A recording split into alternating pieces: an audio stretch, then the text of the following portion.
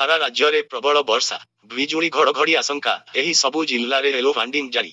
मौसुमी जनित निम्नचाप रेखा लघुचाप केन्द्रस्थल दक्षिण बांग्लादेश एवं तत्संलग्न उत्तर पूर्व बंगोपसागर पर्यंत लंबीछि। एहार प्रभाव रे आज सारा राज्य में प्रबल वर्षा हेबार संभावना रहिछि। एहा सह बिजुली घड़घड़ी हेबा नै पाणीपाग विभाग पक्षरु सतर्कता जारी करा जाइछि। राज्य रे आसंता सप्ताहे जाए पागरे विशेष परिवर्तन हेब नाही। आज राज्यर प्राय 24 जिल्ला रे प्रबल वर्षा नहीं आंचलिक पाणीपाग विज्ञान केन्द्र पक्षरु पूर्वानुमान करा जाइछि। अधिकांश जिल्ला रे 7 रु 11 सेमी पर्यंत वर्षा हेबाकु थिबारु पाणीपाग केन्द्र येलो वार्निंग देइछि। सेही भଳି किछि जिल्ला रे हालुकारू मध्यम धरण वर्षा सह बिजुली ओ घड़घड़ीर आशंका रहिछि।